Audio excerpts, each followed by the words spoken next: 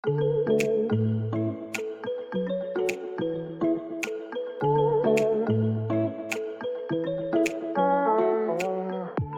à tous, ici Anne Ponty et bienvenue dans un nouvel épisode du Chantier. Le Chantier, c'est un podcast maison, travaux et déco dans lequel j'interviewe des personnes inspirantes qui ont réalisé une rénovation. Des particuliers comme vous et moi, ou des décorateurs, entrepreneurs, architectes, bref, des gens qui ont connu ou qui connaissent encore la vie de chantier. Mon objectif, partager des conseils concrets à tous ceux qui se lancent dans les travaux. J'ai moi-même réalisé récemment ma première grosse rénovation, celle de ma maison, et en partageant les avancées des travaux sur mon compte Instagram, je me suis vite rendu compte que le sujet a intéressé beaucoup d'entre nous. Alors bienvenue sur le podcast où l'on n'a pas peur de se salir les mains, où l'on adore parler plomberie, électricité, placo et ponçage de parquet. Bref, bienvenue sur le chantier.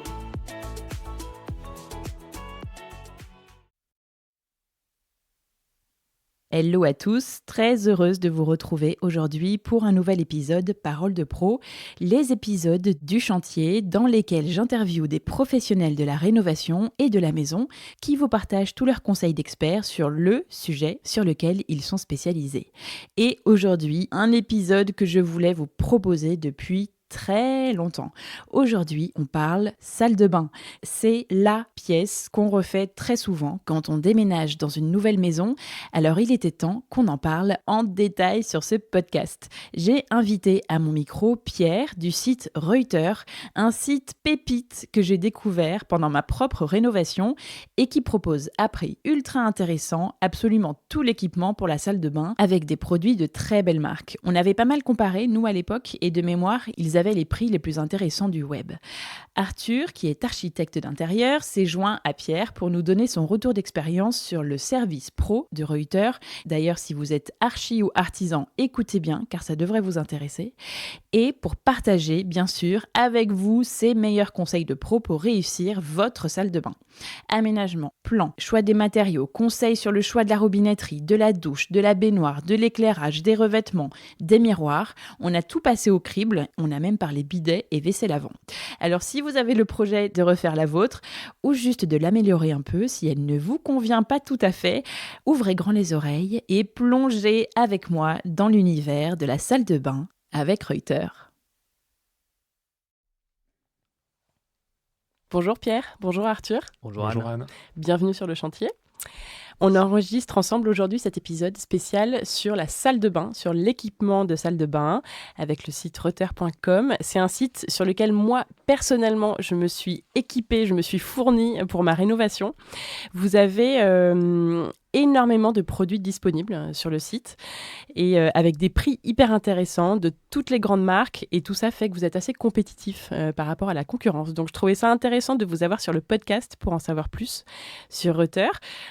Robinetterie, douche, baignoire, WC, vasque, lavabo, sèche-serviette, miroir. Enfin, vous avez vraiment tout ce qu'il faut, même des luminaires et puis de l'équipement pour la cuisine. Tout à fait. C'est difficile, je pense, de ne pas trouver son bonheur sur le site. Surtout que vous avez souvent, comme je le disais, des périodes de promotion. Donc, souvent des prix hyper intéressants. Vous allez partager avec nous vos conseils de pro, tous les deux, pour bien choisir son équipement et puis aussi pour bien agencer une salle de bain.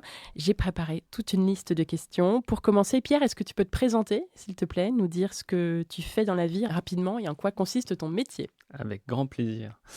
Donc bonjour Anne, moi c'est Pierre Plumcock, je travaille dans le e-commerce depuis 10 ans et principalement dans l'univers de la salle de bain. J'ai rejoint Reuters en 2018, ça fait déjà 8 ans. Okay. Et je suis directeur marketing pour la filiale française de Reuters. Et mon travail, c'est de faire en sorte de rendre un grand catalogue de marques au prix le plus accessible possible, aux particuliers comme aux professionnels. Reuters, c'est allemand à la base, c'est une entreprise allemande ? Oui, alors Reuters, Bernd Reuters, c'est le nom du fondateur. Ok. C'est une entreprise allemande qui a été fondée du côté de Mönchengladbach, à l'ouest. Donc Bernd Reuters, c'est un plombier qui s'est lancé dans les années 80, fin des années 80, il y a 40 ans, parce que je crois que c'est 86. Et il a lancé son activité de plomberie comme on le fait de manière assez naturelle. Dans les années 90, ça s'est plutôt bien développé. Il ouvre 2 showrooms, ce qui se fait souvent en Allemagne quand on a une activité de plomberie. Ah oui, ok. Et, parce qu'on vend aussi le matériel ? Exactement, le client peut venir, il touche Okay. les produits, il voit les produits, il peut donc choisir et ensuite il a la prestation d'installation. Et Bernd Reuters s'est plutôt bien développé dans les alentours de Mönchengladbach. Et au début des années 2000, il a vu le comportement des clients commencer à changer et tout du moins voir des clients qui avaient envie de comparer, d'aller voir sur Internet, Et oui. sans offre à Bah cette ouais. époque-là. Et c'était beaucoup de eBay, notamment de petites annonces. eBay, c'est un site Ouais, le Internet. e-commerce commençait, mais c'était Exactement, le les gens début. s'équipaient d'Internet. C'était encore le tout début. Et lui, il a vu les choses venir. Il a été vraiment précurseur dans ce domaine-là. Il a arrêté son activité de plomberie pour se lancer à 100% dans le e-commerce en 2004, donc il y a 22 ans cette année. Et ça a été le début d'une success story à l'allemande, donc avec une entreprise qui s'est développée de manière super intéressante en Allemagne dans les années 2000, 2010. Il a pris une place très importante dans la distribution de produits de salle de bain en Allemagne. Et il a fait rentrer ses deux filles dans Mais c'est l'entreprise à ça, la il fin me des semblait qu'il y années. avait une histoire un peu de famille. Exactement. C'est une très belle histoire de famille avec les deux filles qui ont intégré l'entreprise il y a maintenant 8-9 ans et les deux gendres. Ah, trop Donc bien. c'est une entreprise qui est bien développée, mais aujourd'hui on vend dans plus de 27 pays. On fait à peu près 350 millions d'euros de chiffre d'affaires à la fin de l'année 2025. Ouais, en même Donc temps, dans 27 pays.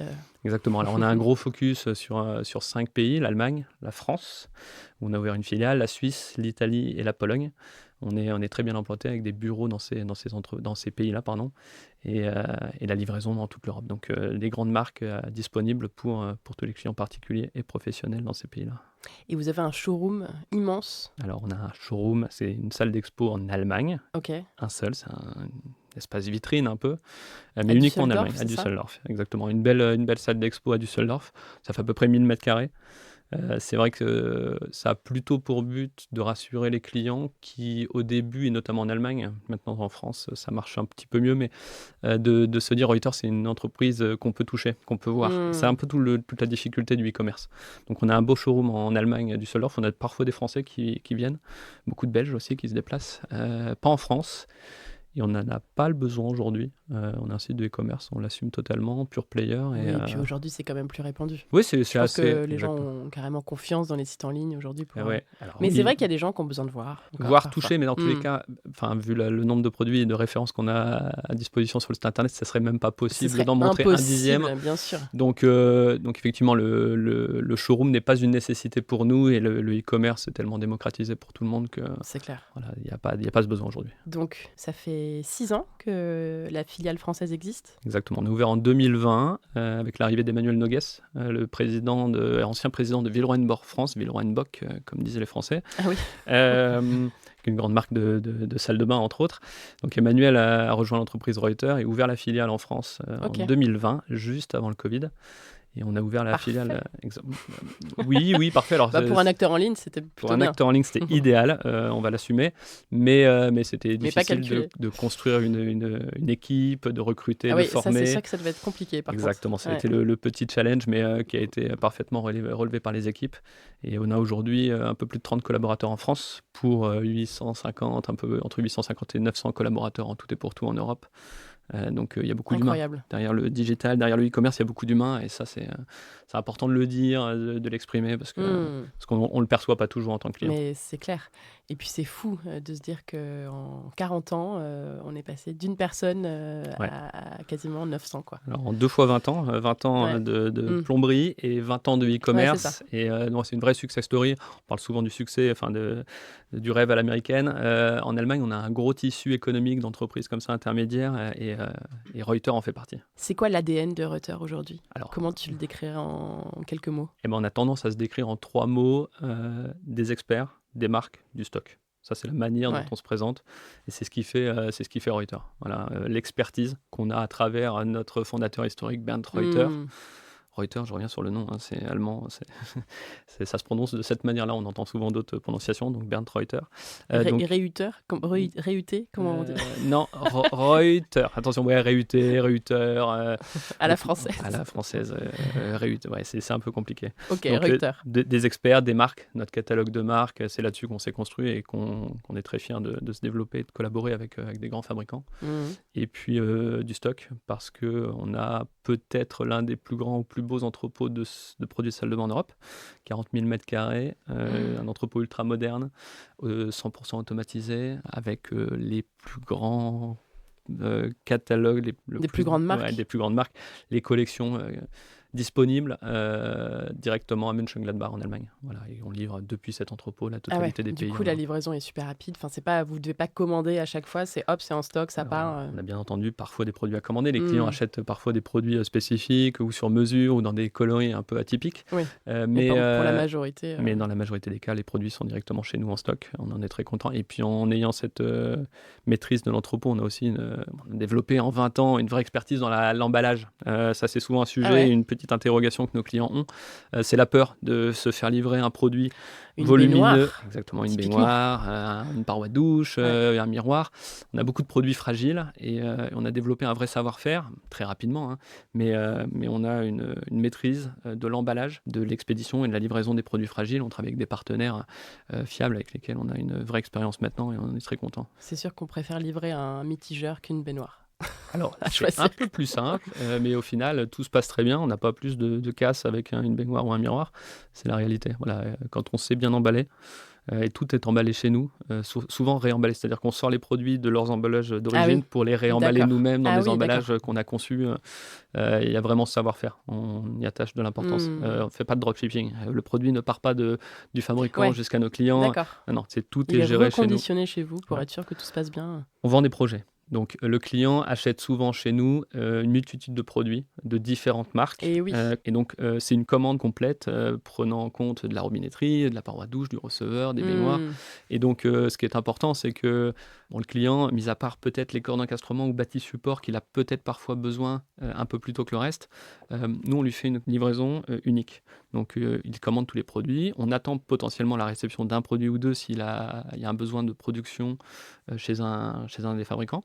On réceptionne tout et on emballe tout ensemble de manière à ce que ça parte de manière ultra sécurisée une seule fois jusqu'à son adresse de livraison. Parfait. Souvent chez lui. Ou sur le chantier. Ou sur le chantier, exactement. Qu'est-ce que tu dirais que vous avez à cœur de proposer aujourd'hui chez Reuter ? Alors, je l'ai peut-être déjà un peu dit, mais l'idée, c'est de vraiment proposer le catalogue le plus large des grands fabricants de la salle de bain.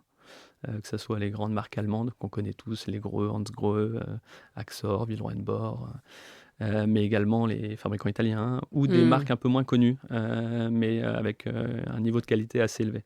Donc, c'est de proposer le catalogue le plus large possible de marques de la salle de bain au prix le plus accessible possible. Voilà, on a à cœur de proposer un tarif le plus juste.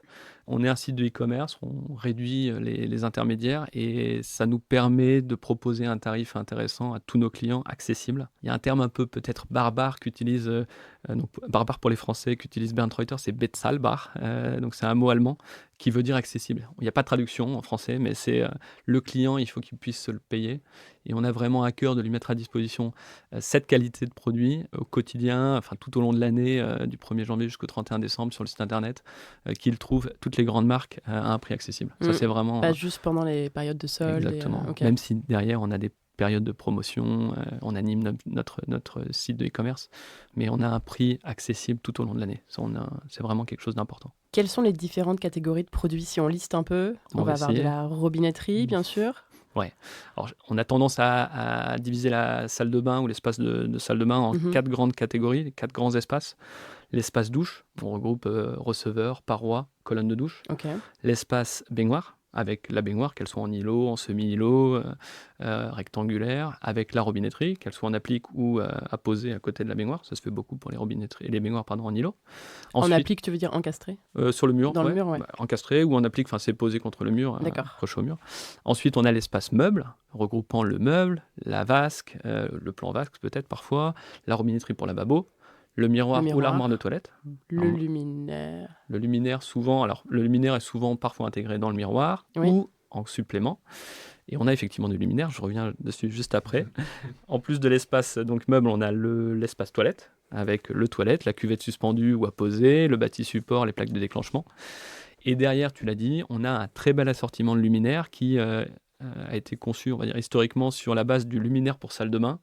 On s'est mis à proposer des luminaires pour salle de bain pour compléter l'offre complète d'équipements pour salle de bain. Et comme on travaille avec des grands fabricants du luminaire, italiens, allemands, danois, on s'est mis à proposer la totalité de leur catalogue. Et donc pour les autres pièces de la maison. Toute la maison. Exactement, salon, salle à manger, cuisine ou même extérieur. Et il y a des produits aussi qui ne sont pas pour la salle de bain. Alors, les Hors derniers luminaire. produits qui ne sont pas pour la Vas-y. salle de bain, c'est produits de cuisine.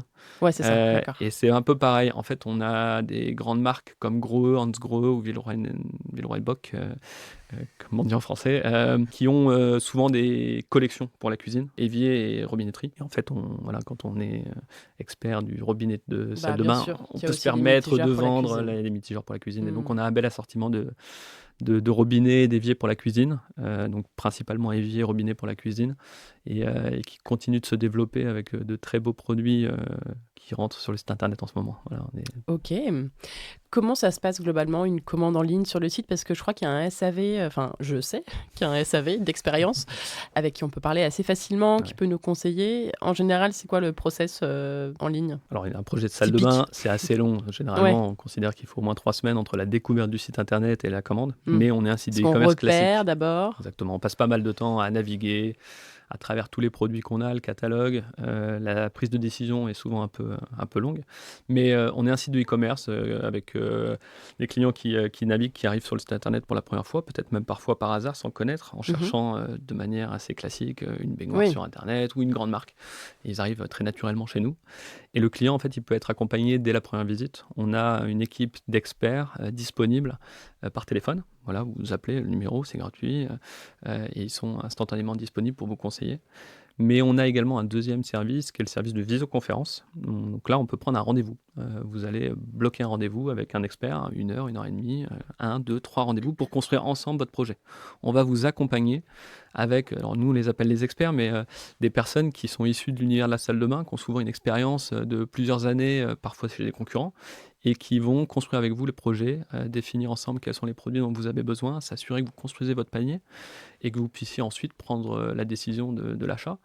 Vous êtes totalement libre. Ce sont des conseillers, pas des vendeurs. J'insiste dessus. Voilà, ils ne sont pas commissionnés. Ils sont là pour construire avec vous le projet. Être sûr qu'on n'oublie rien, un truc qui va exactement. nous manquer, un petit accessoire qui va nous manquer dans le panier pour l'installation. Exactement. Alors ça, ils le font en direct avec vous, soit au téléphone, soit pendant la visioconférence. Et ils peuvent le compléter parce qu'on a un service qu'on appelle le service de vérification de commandes, qu'on fournit à 100% des commandes passées sur le site internet. Dans tous les cas, les paniers passent un petit scan pour les valider, quoi. Que vous ayez contacté ou non l'équipe d'experts, on a ce service de vérification de commande qui est fourni par la même équipe. Donc la commande est passée et nous, on a quelqu'un qui va la scanner pour s'assurer que vous n'ayez rien oublié, ou peut-être noter une incohérence. Si vous avez commandé un abattant qui ne va pas s'associer avec la cuvette, on va au moins vous passer un coup de fil, on va vous contacter pour s'assurer que c'était volontaire ou si ce n'est pas volontaire, faire le changement avec vous. L'idée, c'est vraiment d'éviter le problème que vous pourriez avoir en réceptionnant la commande. On veut l'éviter pour vous, pour nous. Bah oui, ça fait des retours en moins à gérer et tout le monde est content. Exactement. Et puis l'idée, c'est pas de vendre plus, c'est vraiment de s'assurer que vous n'êtes pas des experts. L'idée, c'est que Reuters est l'expert pour vous. Les clients qui viennent chez Reuters, ce sont des clients qui ont un projet de salle de bain. Ils ne sont pas experts de la salle de bain. C'est nous les experts. Donc on va vous fournir sur le site Reuters des fiches détaillées, des experts pour le conseil, un maximum de visuels. On n'est pas un showroom, vous ne pouvez pas venir toucher, par contre vous avez un maximum de photos. Il faut que vous puissiez vous projeter dans le projet avec les produits, et donc un maximum de visuels de photos. Et avec tout ça, vous avez toutes les clés pour pouvoir passer une commande et préparer un super projet pour un super résultat. Bon, parfait. Quelle est la différence entre l'achat en ligne et l'achat dans un showroom? Enfin, posé comme ça paraît évident, mais quel va être l'avantage peut-être pour toi à l'achat en ligne? Parce que tu dis, on est en ligne, on n'a pas de showroom, mais en fait, tu as l'air de trouver que c'est mieux. Moi, je trouve ça trop bien d'acheter en ligne, personnellement. Ouais, quels sont les avantages? Il y a des gens qui peuvent se déplacer, mais on a trouvé avec Reuters un modèle qui permet aux clients de pouvoir commander. Donc, certes, chez nous, ne touche pas les produits, mais il a du choix, du prix. Ouais, beaucoup plus de choix. Comparer. Il peut comparer, on a une offre ultra large. Il a exactement tout ce qu'il faut comme outil sur notre site internet, avec un outil de comparaison par exemple, mais surtout un assortiment où il va pouvoir préparer son projet, bénéficier de tarifs et de choix. Et ça, c'est super intéressant. Et la réalité, c'est qu'on se rend compte que les clients qui viennent chez nous sont aussi très contents de pouvoir passer commande, alors on va dire à n'importe quel moment de la journée. On a des commandes 24 heures sur 24, c'est assez fou parfois.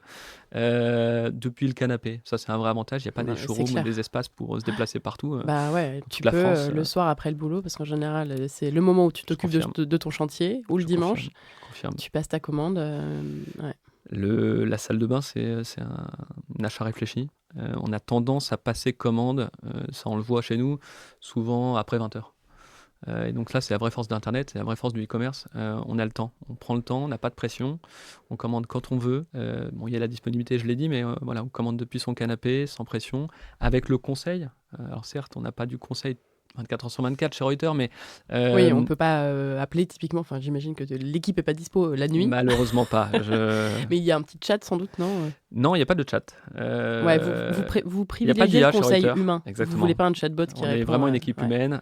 Je parlais tout à l'heure d'environ 900 collaborateurs, une trentaine de collaborateurs en France, donc des Français qui répondent aux clients français. Okay. Non, on insiste sur l'humain et d'essayer de rendre le e-commerce humain et naturel. Et pas un chatbot ou un SAV à l'autre bout du monde. Non, pas du tout.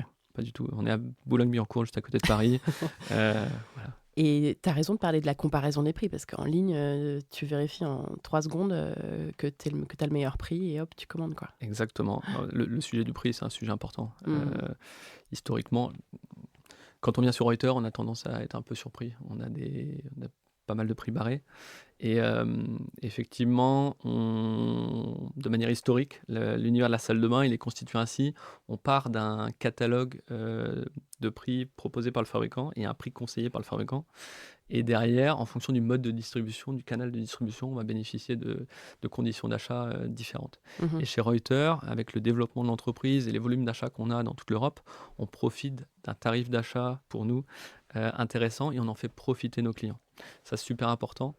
Donc, on a à cœur de proposer un tarif intéressant à nos clients. C'est comme ça que vous faites. C'est comme ça qu'on fait, comme ça que beaucoup font, mais c'est vrai que nous, on a moins d'intermédiaires, moins de coûts peut-être aussi, faut l'assumer, qu'un showroom. Nous, on est 100% en ligne, donc on a des humains, bien sûr. On est là pour vous accompagner, mais c'est comme ça qu'on est capable de proposer un tarif intéressant pour 100% des produits qui sont sur le catalogue Reuters. Okay. Voilà, on l'assume totalement et c'est un vrai avantage pour nos clients. Et c'est un positionnement qui est assez novateur, tu le disais, aujourd'hui sur le marché de la salle de bain. En tout cas, au final, il y a assez peu de sites aujourd'hui qui proposent tout pour la salle de bain. Ouais. En France, en tout cas, et en Europe. Et c'est vrai que tu le disais en introduction, par rapport à l'histoire de l'entreprise, le fonctionnement d'achat a un peu changé. Et c'est vrai que moi, je l'avais vu pendant mes travaux. Avant, c'était un peu le plombier qui disait regardez le catalogue, voilà, vous choisissez et vous me dites, et je m'en occupe. Aujourd'hui, on a envie de choisir soi-même et d'aller voir ce qui existe et de faire notre choix de A à Z. C'est vraiment la vraie force du e-commerce et c'est ce que ça a fait évoluer en tout cas les mentalités et les modes de consommation. On est novateur, on l'a toujours été, je pense. Bernd était un précurseur dans le lancement donc Bernd Reuter, dans le lancement du site on l'appelle par son prénom, tout va bien. C'est un ami. Un ami, c'est pas le terme, mais en tout cas c'est quelqu'un de très agréable, très, très sympathique, un vrai passionné. Ça c'est vraiment un sujet, c'est un vrai passionné de la salle de bain. Donc Bernd Reuter a été précurseur en début des années 2000 et donc on a lancé un site de e-commerce, on a démocratisé un peu l'achat de produits de salle de bain pour le particulier et on a montré aux particuliers que acheter un produit de salle de bain c'était possible et que l'installateur, plombier, était là pour installer. Et on ne veut pas du tout négliger le fait que le plombier puisse vendre. Okay, et on a toujours des plombiers qui puissent vendre. Ils ont leur expertise, force de proposition et avoir des super avis, voilà. Ainsi de suite. Mais le client particulier a envie de choisir. Il a envie de la transparence, il a envie de comprendre, il a envie de savoir ce qu'on va mettre dans sa salle de bain. Il a envie d'être décideur. On est tous influencés par ce qu'on voit sur les réseaux sociaux, par Internet, par les émissions de télé. Et donc, le client particulier a de plus en plus envie de décider lui-même de ce qui va se passer dans sa salle de bain. Et donc, de prendre la décision des produits qui vont être installés. C'est clair, plus qu'à 20 ans. Clairement. Beaucoup plus qu'à 20 ans. Voilà. Avant, on avait moins l'accès à un grand catalogue, on se limitait à quelques collections. Aujourd'hui, on a accès à beaucoup de catalogues, à beaucoup de produits, à beaucoup de collections. Et le client en particulier insiste sur le fait que ce qui est important pour lui maintenant, c'est d'être décisionnaire. Il ne va pas forcément toujours installer lui-même. Okay, on a toujours des gens qui vont déléguer le sujet de l'installation à un professionnel. Okay, ça, c'est super important. Le plombier est essentiel dans l'environnement et dans l'univers de la salle de bain. Il est là pour mettre en œuvre les produits. Mais le particulier veut prendre la décision, être le décisionnaire et prendre la responsabilité de l'achat. Ça, c'est clair. Dans l'univers du e-commerce, on a de plus en plus de concurrents. Il y a des concurrents qui vendent des produits de salle de bain. Je pense que Reuters fait la différence dans le fait qu'on est expert, je l'ai déjà dit plusieurs fois, mais on est presque le seul site internet qui a sous le même toit 100% des catégories de la salle de bain et ce catalogue de grandes marques. D'accord. Ça, c'est assez important. Et c'est là-dessus, je pense qu'on fait vraiment la différence avec notre environnement concurrentiel. On a le plus grand catalogue de produits de salle de bain et on a du stock. Je l'ai dit tout à l'heure, 40 000 m² de produits. Donc notre positionnement, il est un peu unique. Il y a des sites internet qui vendent des produits de salle de bain, pas de problème. Et je pense qu'ils font bien leur travail, mais on fait... Ouais, mais il y a moins de choix. Et... Voilà, on fait en sorte de mettre un maximum de produits à disposition de nos clients. Et c'est vraiment là-dessus, je pense qu'on fait vraiment la différence chez Reuter. Et puis, tu le disais, en fait, le fait qu'avant, le plombier ou l'artisan proposait une sélection, le client était beaucoup plus restreint dans son choix, forcément. Oui, le client était souvent... Alors, il y a des gens pour qui c'est très bien, et ils veulent 3 choix, hop, ok, je prends ça, c'est bon. Ça existe toujours et ça existera toujours. C'est clair. Il y a 2 types de personnes, de toute façon. Il y a les gens qui veulent regarder pendant des heures tout ce qui existe. Ouais. J'en fais partie, pour bien être sûr du choix et d'avoir tout vu avant de choisir. Et il y a des gens qui veulent faire ça, hop, ok, ça c'est parfait, c'est bon, et en 2 heures c'est plié et c'est choisi. Tout à fait. Et ça continuera d'exister. On aura toujours des gens qui voudront déléguer à la fois l'achat de la salle de bain, même le choix des produits et l'installation. Ça dépend aussi du chantier. Si c'est un projet locatif, typiquement, ou si c'est... On attache parfois un peu moins d'importance au choix des produits. Si on parle un peu des clients et que je rentre un peu dans le descriptif des clients... c'est qui vos clients, du coup ? Alors, on a le profil un peu classique du bricoleur. Le bricoleur, c'est celui qui a toujours acheté ou été décisionnaire dans le choix des produits. Donc le bricoleur qui vient chez Reuter, c'est le client qui choisit les produits et va lui-même installer les produits. Voilà. Okay. Il est bricoleur de base. Il avait tendance peut-être à aller dans les magasins de bricolage, il continue d'y aller, mais il trouve chez Reuter une offre une offre de marque beaucoup plus large, un catalogue produit peut-être un peu plus important. Et ça, c'est super intéressant et on est content d'avoir cette typologie de clients. On a ensuite ce qu'on appelle les décideurs. Donc, c'est eux qui prennent la décision. C'est moi. Voilà, c'est toi. C'est toi. Si, c'est plutôt toi. Donc, tu aimes choisir, tu aimes sélectionner les produits. Pour autant, tu ne vas pas les installer. Non, la plomberie, non, c'est pas mon truc. Exactement. Donc, cette typologie de client est importante et c'est celle qui grandit le plus. C'est là où les modes de consommation ont évolué dans la salle de bain. On a de plus en plus de gens qui se rendent compte qu'ils peuvent choisir eux-mêmes les produits et déléguer l'installation à un artisan plombier. Un installateur. Et on a de plus en plus d'artisans et installateurs qui comprennent que l'achat et le choix des produits, c'est pas leur travail. Pas qu'ils ne peuvent pas le faire, mais que le client a envie de prendre cette étape, aller pour lui. Et l'artisan va lui faire la mise en œuvre. Ouais, ce qui facilite aussi les choses pour lui, mais est-ce qu'eux, ils n'avaient pas un intérêt parce qu'ils margent sur les produits du coup qu'ils commandent peut-être ? Ouais, c'est bien sûr. Alors ils font une partie du travail, donc ils ont le droit de se rémunérer sur cette partie de travail. Sûr. Donc ce travail-là, ils le font plus. Gain de temps pour eux. Donc de l'autre côté, ils peuvent passer plus de temps sur la mise en œuvre des produits, peut-être plus de projets. Et puis aussi peut-être rendre un peu... augmenter leurs tarifs. C'est pas augmenter leurs tarifs, c'est expliquer de manière concrète que la mise en œuvre, ça a un coût. Et donc, parfois, on va peut-être avoir la sensation que la mise en œuvre aujourd'hui, elle est plus chère qu'elle ne l'était à l'époque. Ah oui. Mais en fait, la réalité, c'est que le plombier, il travaille 30, 40, 50, 60 heures par semaine, et donc il a besoin d'être rémunéré sur ce temps-là. Donc, le client, il a le choix du produit, il l'achète parfois moins cher aujourd'hui qu'il ne pouvait l'acheter à son installateur auparavant. Et de l'autre côté, il va avoir les frais de mise en œuvre à un prix juste, puisque l'artisan travaille, il a besoin d'être rémunéré à sa juste valeur. Et donc, on sépare les 2 étapes. Une est pour le client particulier, l'autre est pour le plombier, la mise en œuvre. Parfois, il y a un entre-deux quand même, c'est qu'on peut aussi choisir sur le site et en plus, vous avez un service pour les pros, on va en parler, qui fonctionne aussi pour les artisans, j'imagine. Ouais, alors je vais peut-être finir sur les clients Reuter, parce que tu l'as dit, on a des professionnels qui commandent chez Reuter. Mais pardon, du coup, je pense qu'il y a des clients qui vont choisir et qui vont dire à l'artisan, commandez-vous, en plus vous avez les prix pro, machin. Exactement. C'est un peu cette situation. Arthur aujourd'hui qui est avec nous, et effectivement, c'est exactement ça. On a des clients professionnels.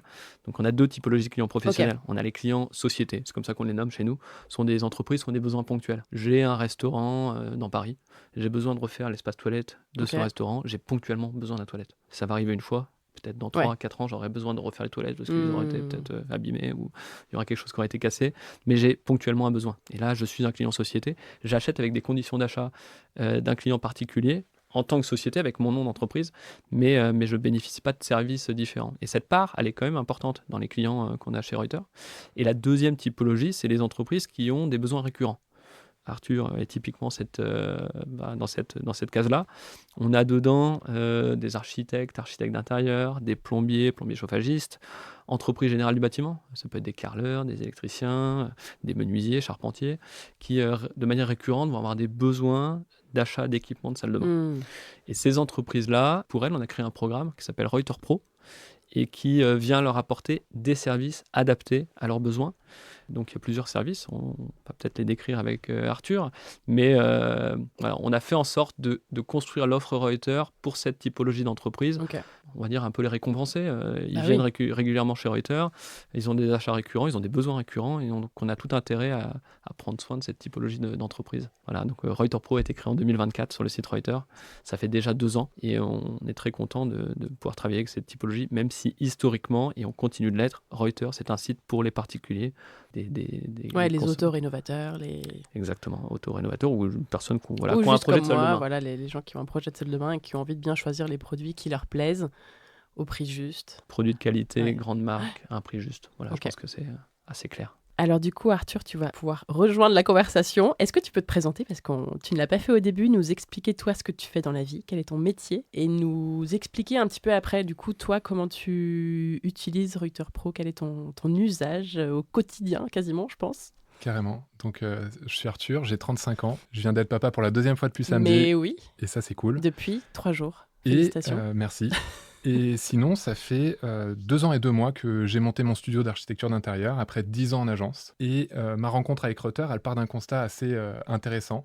C'est que le premier projet que j'ai fait à mon compte pour ma société, j'ai fait la salle de bain de Victor. J'étais super fier de ce projet. Donc, on le termine, tout ça. Vraiment, on fait une salle de bain de fou. 22 couleurs différentes, 3500 carreaux. Vraiment quelque chose de très poussé. Et la photographe vient, on fait les photos, et puis je montre le résultat à ma copine parce que c'est elle qui valide tout le projet. Et là, elle regarde et elle me fait « Mais t'as mis la même douche que chez nous ? T'as mis la même vasque, le même robinet ?» Et en fait, j'avais mis ce que je connaissais auparavant. Donc, j'avais mis du Grohe, et c'est ce que j'avais mis dans mon appartement. Et elle me dit, mais Arthur, tu peux pas faire ça, mettre chez tous tes clients le même produit parce que tu es en confiance et tu le connais. Et tout est parti de là. Donc, au 2e projet, chez Boris, j'ai pas fait la même erreur et j'ai commencé à sourcer tous les produits de tout l'appartement et en particulier pour la salle de bain. Et il y en a un paquet. Et finalement, ça devient assez fastidieux comme travail parce qu'on se retrouve avec un Excel avec 100 lignes entre les luminaires, le robinet de vasque, le robinet de douche, le receveur, la paroi de douche, des niches. Ça faisait vraiment beaucoup de travail. Et le problème que j'ai eu, c'est que c'est beaucoup de recherche et souvent sur un paquet de sites internet différents. Différent. Et donc après, je transmets... Voir des showrooms, etc. Exactement. Et donc, je me retrouvais avec 50 produits dont ça vient de chez 20 personnes différentes. Et c'est pas moi qui commandais. Des livraisons différentes. Exactement. Et une gestion par l'entreprise. Donc, en fait, moi, je donnais ce tableau Excel à l'entreprise et puis après, ils passent commande. Et l'entreprise, c'est trop. Donc, ce qui s'est passé, c'est qu'on a attendu pour la livraison des robinets de douche. Donc, on a pris un peu de retard. Bref, donc très compliqué, très fastidieux. Par contre, j'étais très fier parce que pour la première fois, j'avais utilisé des nouveaux produits. Et la rencontre avec Reuter, elle vient de là, en fait. Grâce à Reuter et le site, j'ai tout à portée de main, tout à disposition en fait. Et finalement, c'est comme quand je fais mes courses. Donc, j'ai intégré cette façon de travailler grâce au site sur tous les projets qui ont suivi. Okay. Donc, les 6-7 projets derrière, finalement, j'ai fait cette façon de travailler et c'était beaucoup plus simple parce que, adieu l'Excel. Chez Reuter, il y a un système de liste, c'est magnifique. Je fais mes courses, je crée une liste pour le projet et je mets tous les produits du projet dans cette liste. Okay. Et derrière, j'ai plus qu'à présenter aux clients la sélection. T'as un lien, tu peux partager la liste. Exactement. Okay. Et donc, ils ont accès, ils peuvent cliquer dessus, ils voient le descriptif, ils voient la photo du produit et c'est ultra fluide. Et donc maintenant, je travaille que comme ça.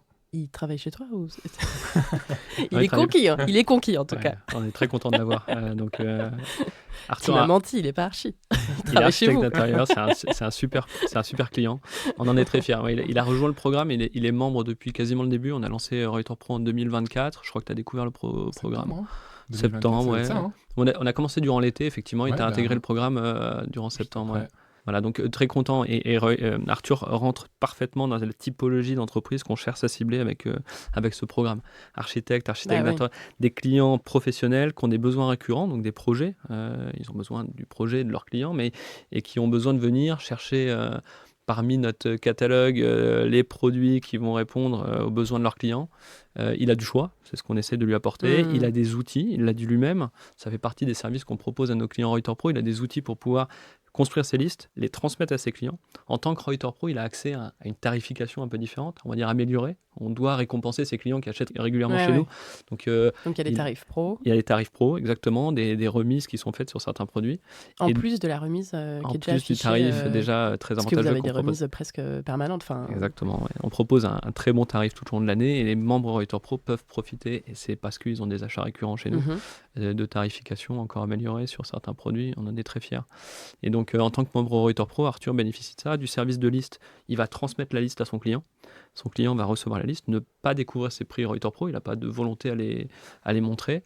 Le client verra toujours le prix public et pourra lui valider ça, c'est bien pensé. C'est assez logique. Ensuite, la tarification, la facturation, c'est Arthur qui gère. S'il choisit de vendre au client ses produits à un certain tarif, c'est à lui de le faire, c'est pas à nous.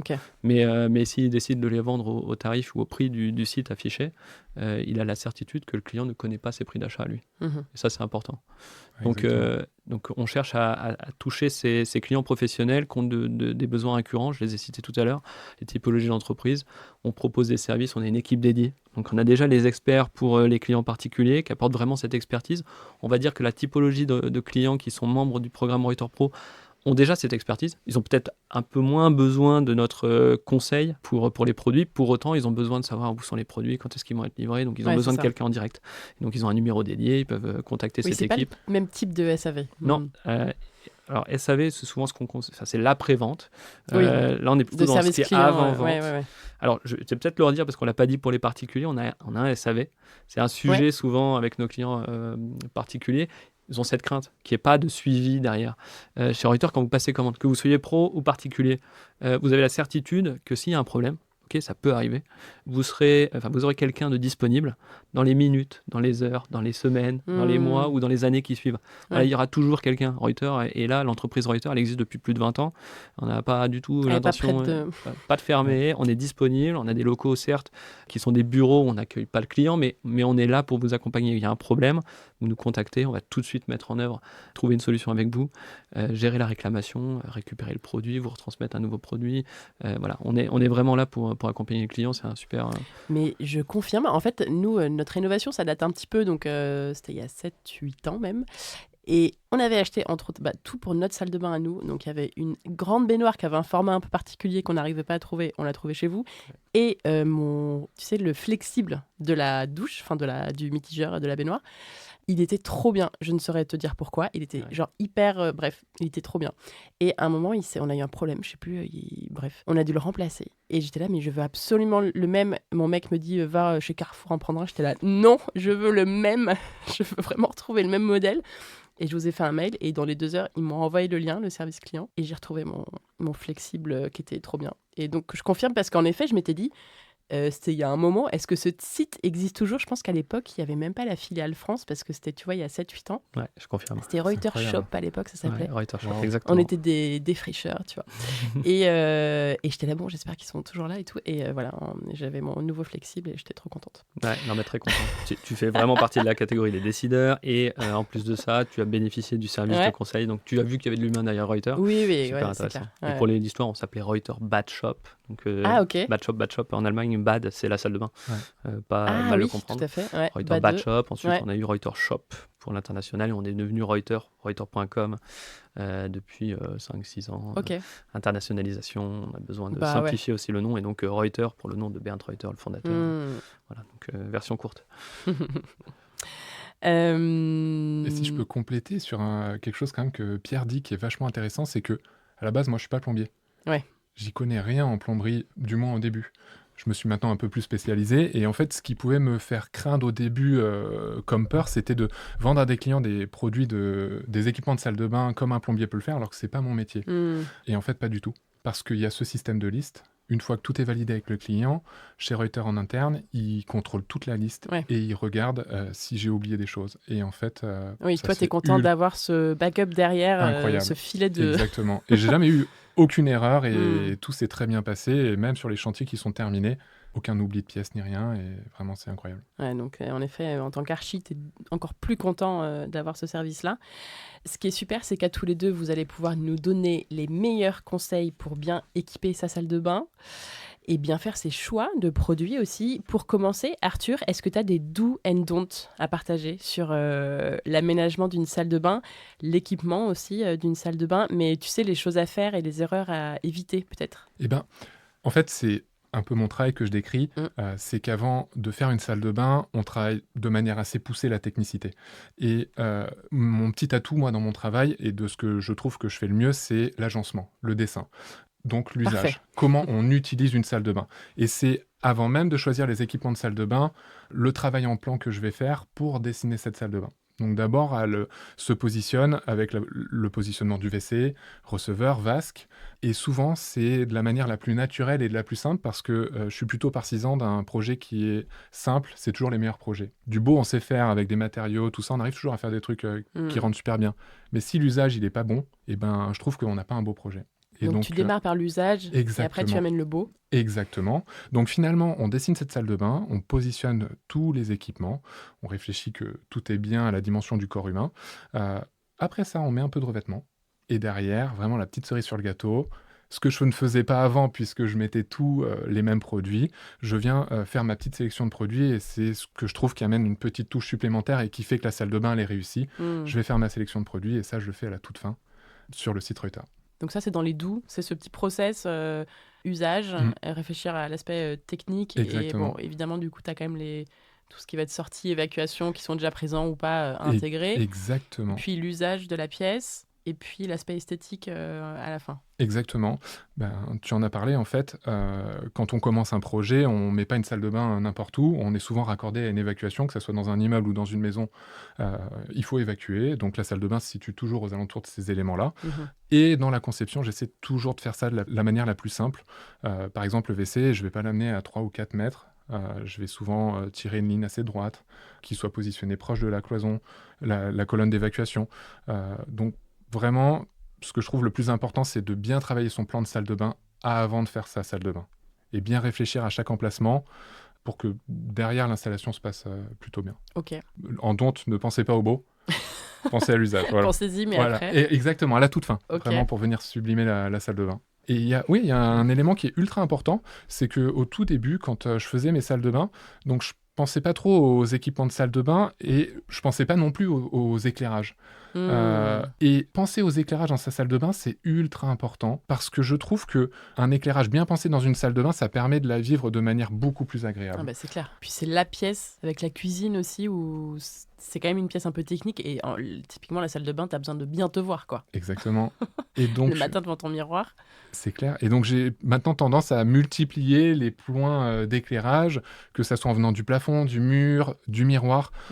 Et ça, c'est quelque chose qui est au même niveau que la conception de la salle de bain. L'éclairage, c'est ultra important. Ouais, c'est à pas négliger en effet dans cette pièce-là.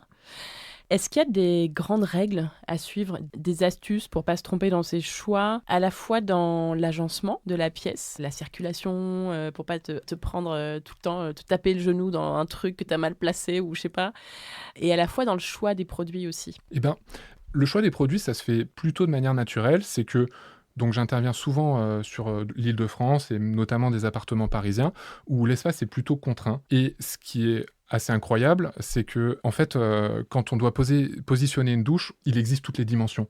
C'est du standard, mais on va trouver du 80 de largeur, du 90, du 100. En longueur, on a du 100, du 120, du 140, du 160. Et donc finalement, c'est assez simple de tout positionner aux dimensions des salles de bain dans lesquelles on a dessiné l'espace. Et après, ça marche avec un triptyque en fait. C'est bien positionner la vasque, bien positionner le WC et bien positionner la douche et qu'il y ait une belle triangulation qui se fait avec cet espace-là. C'est-à-dire ? Eh bien, c'est simple. Dans une petite salle de bain, on va avoir un élément central. L'élément central, c'est l'humain. Il se positionne devant sa vasque. Il utilise la vasque, il se brosse les dents. Comment après il rentre dans la douche ? Tout passe par ce point central. Donc, dans une petite salle de bain, le point central, il ne va pas bouger. Il faut que tout soit à portée de main. Exactement. Enfin, tout va l'être de toute façon, par définition, comme c'est petit. Mais... Exactement. Devant moi, j'ai la vasque. Si je me retourne derrière, j'ai ma paroi de douche, je rentre dans ma douche. Et peut-être sur le côté, j'ai le WC. Mais ça revient toujours à la même question, c'est l'usage. Mais donc, quand tu parlais de la triangulation, oui. Dans un espace qui est peut-être un peu plus grand, par exemple, c'est quoi? C'est que il faut que ça faut que ça jongle, tu vois, un à droite, un à gauche, un à droite. C'est quoi pour faire un triangle? Ouais, alors on dit triangulation, mais ça peut avoir... Effectivement, c'est une forme de triangle qui peut être un peu plus allongée ou autre. Et finalement, c'est comment on va circuler dans cet espace, comment on va rentrer dans sa douche. Et souvent, dans les grands espaces, ça se joue avec des points de fuite et des lignes qu'on a envie pour agrandir les espaces et donner des vues complémentaires. D'accord. En fait, tout bon projet, c'est un projet qui est parfaitement anticipé et qui est bien dessiné avant. C'est ultra important parce que moi, j'ai été un peu... avant, je faisais du logement neuf et j'étais un peu perturbé parce que dans le logement neuf, il n'y a rien de caché. Toutes les évacuations, c'est des PVC qu'on vient peindre en blanc et on voit que ça. Et c'est pas très beau.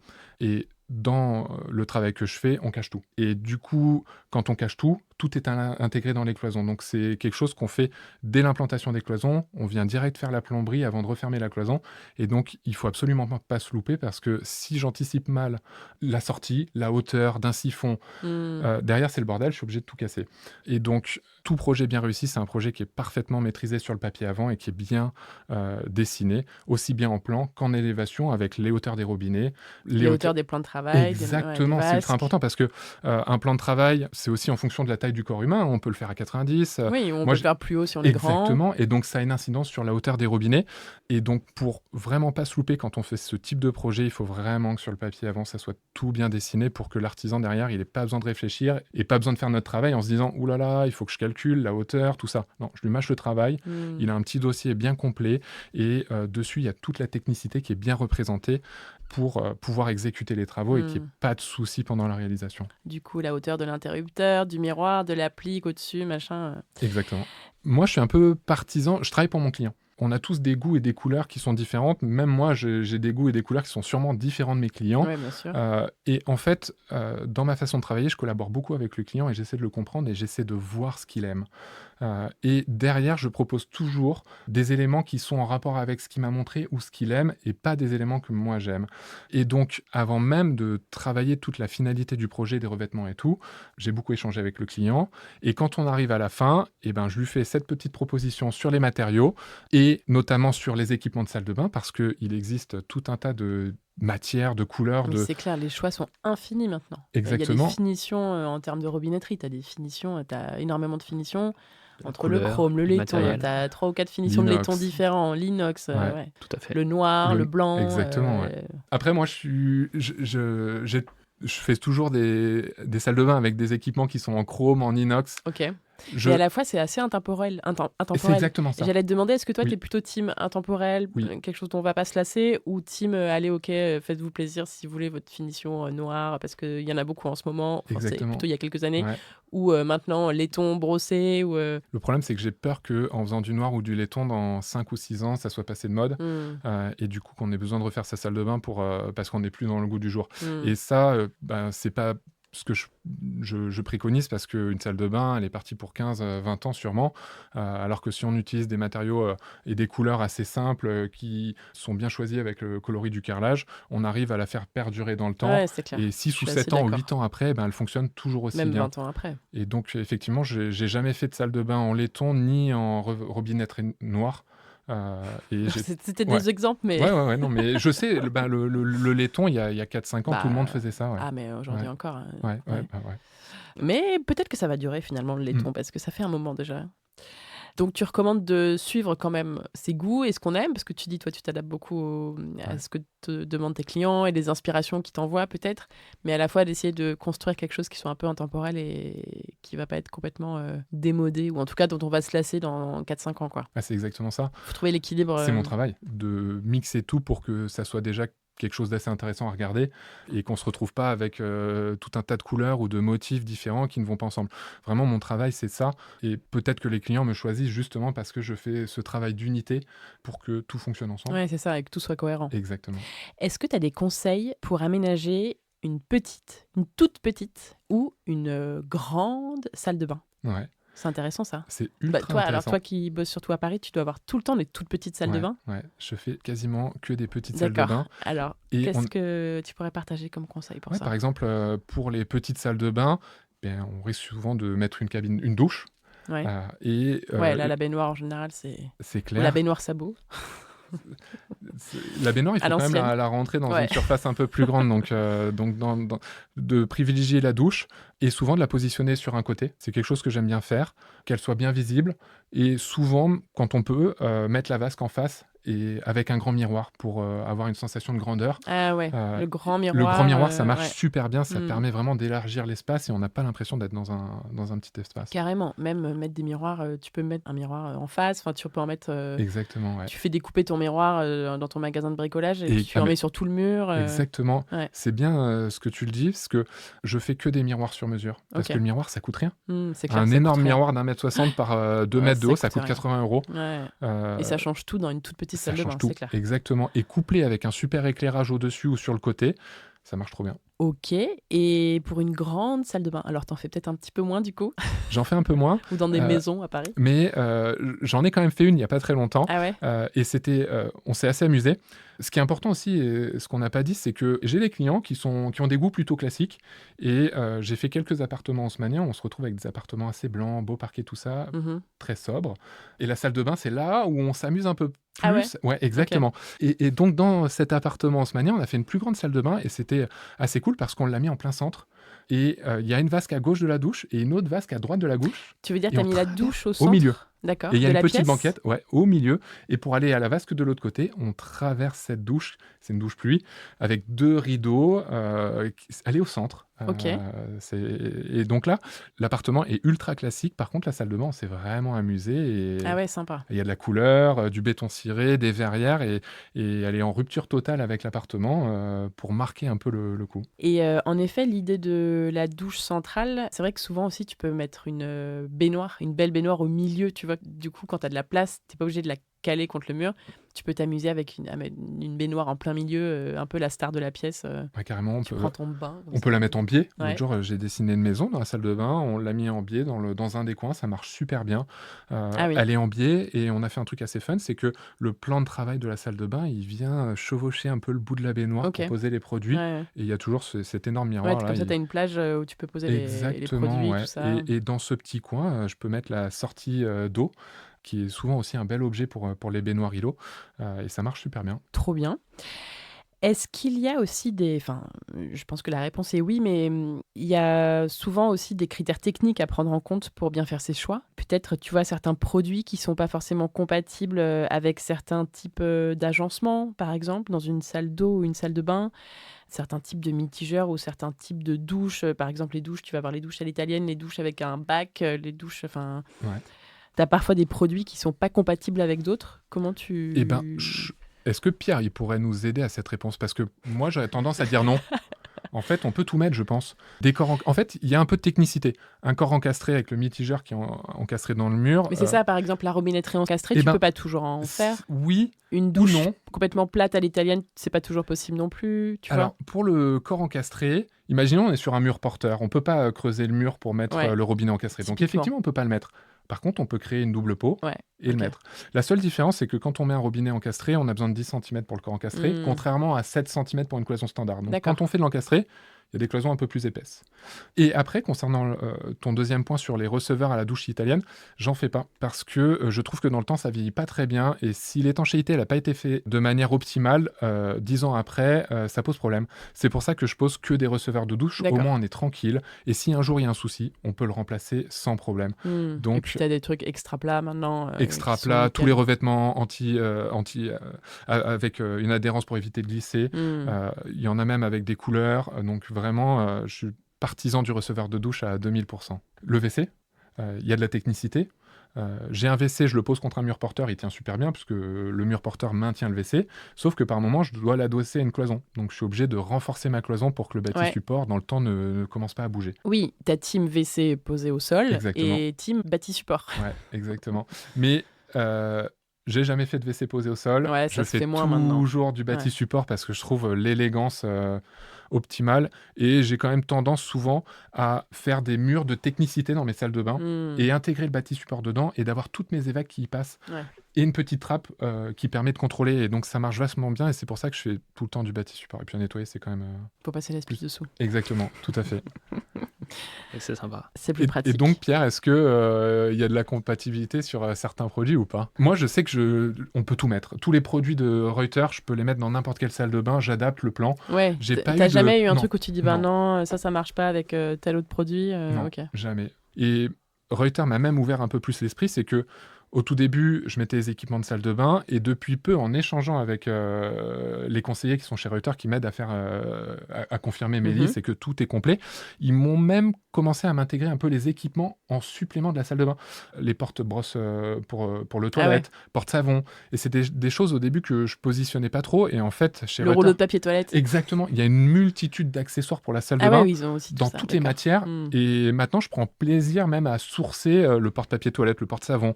Surtout que tu peux les mettre dans la même finition que la robinetterie. Bien sûr. Ça, c'est le comble de la chiquitude. Exactement. Bah ouais. C'est exactement ça. C'est vrai que c'est hyper joli quand tout est accordé.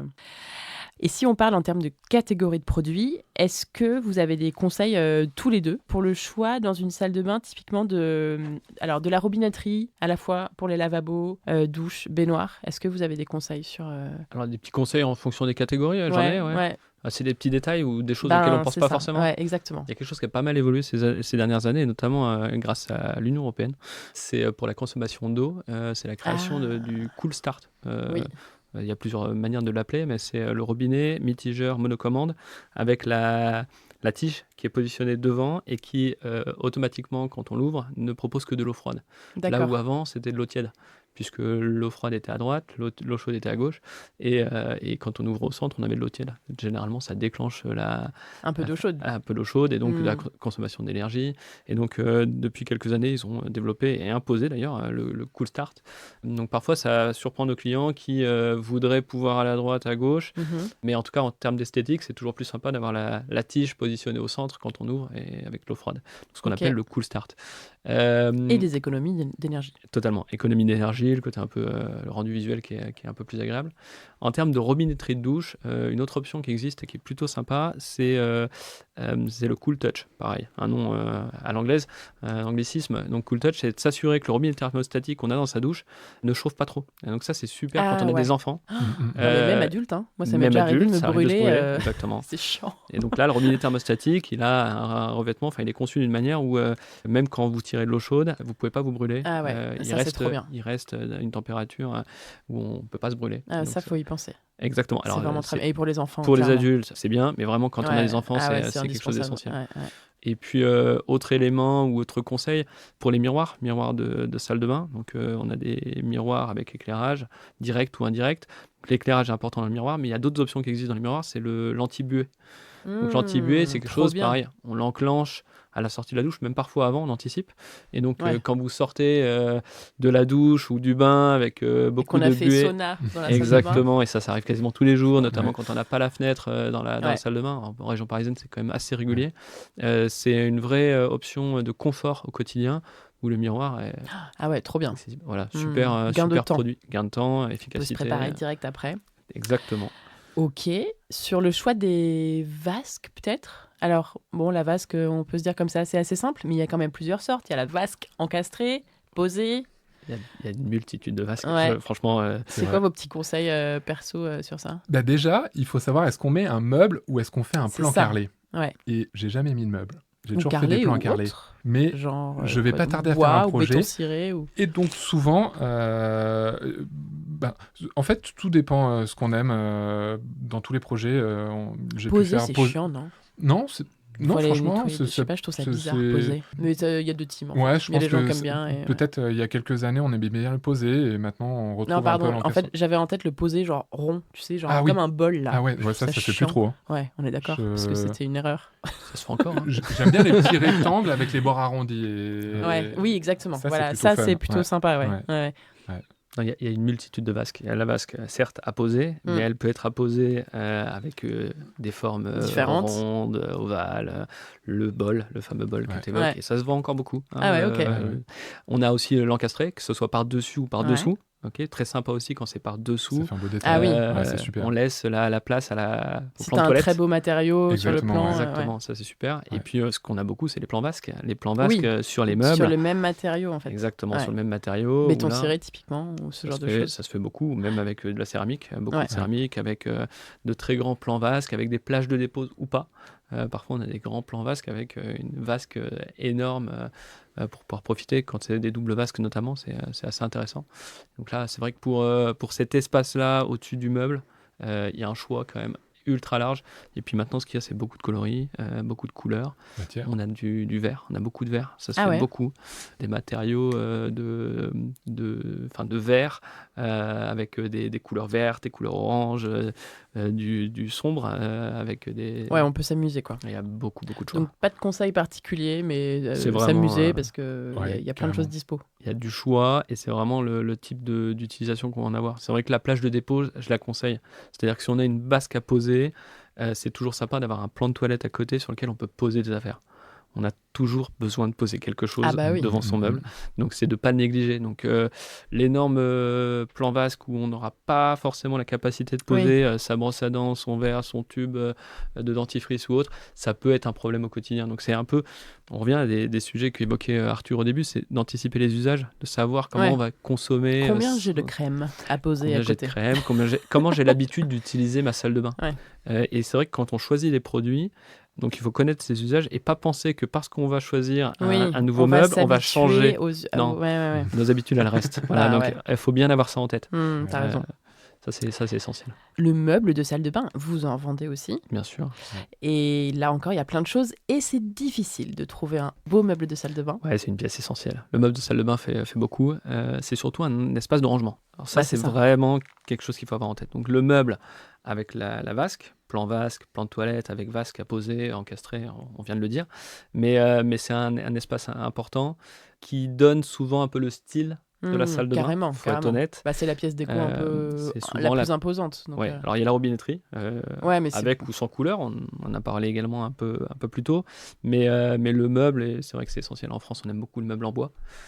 Suspendu, ça se fait beaucoup. Ce que je conseille, c'est surtout de faire attention aux matériaux qu'on choisit avec son meuble, notamment des produits hydrofuges qui vont accepter l'eau, qui vont être souvent prémontés. C'est pour la quasi-totalité, si ce n'est la totalité des meubles qu'on vend chez Reuter, ce sont des produits prémontés avec des cols spécifiques qui fait que ils sont protégés et on a la certitude de ne pas avoir d'infiltration d'eau ou autre.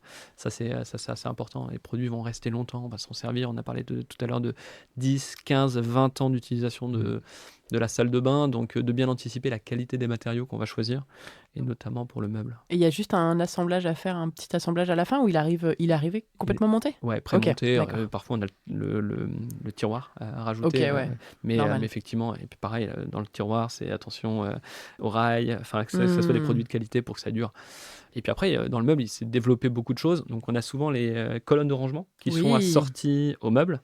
Donc ça marche très bien. Donc pareil, ça vient amplifier un peu le style du meuble. Et puis ça prend pas trop de place, ça, dans les petites salles de bain, comme on disait, c'est pas mal. Et puis souvent, il y a un miroir à l'intérieur. Quand on veut voir de haut en bas, on a souvent le miroir qui est intégré dans la grande porte. Ça, c'est top.